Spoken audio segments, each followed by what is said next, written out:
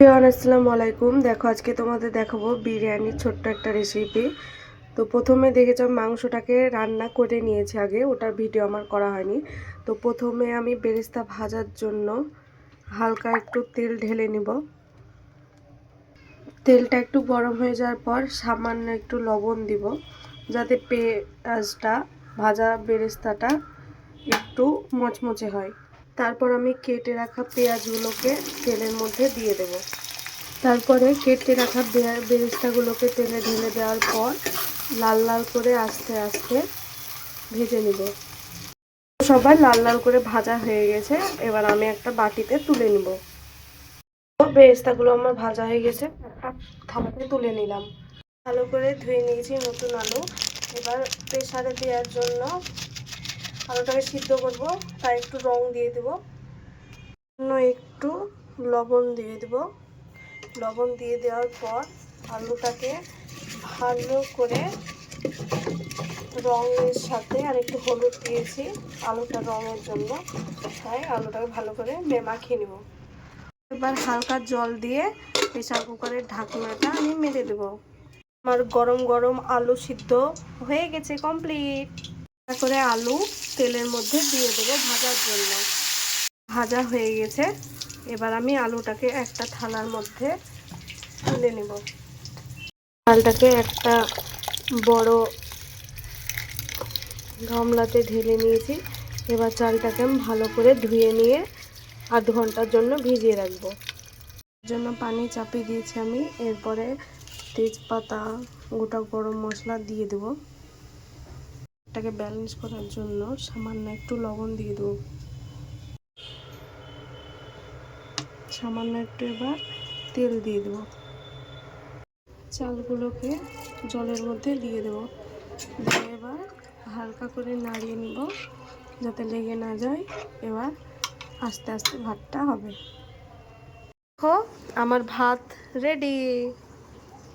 একটা জল নিয়ে আমি জলের রং দিয়ে দিলাম। এবার ভালো করে আমি গুলিয়ে নেব। হালকা একটু গরুর দুধ ঢেলে নেব, 1 কাপ কেওড়া জল আর 1 কাপ গোলাপ জল ঢেলে নিব।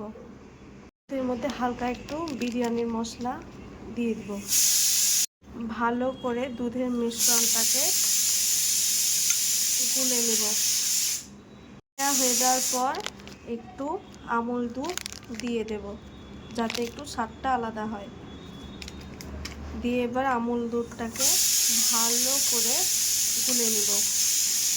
এটা দিয়ে দেওয়ার পর এবার আমি ভাতের ওপর বেরেস্তাটা ছড়িয়ে দিব। প্রথম লেয়ারে আমি একটা একটা করে আলু সাজিয়ে দেব।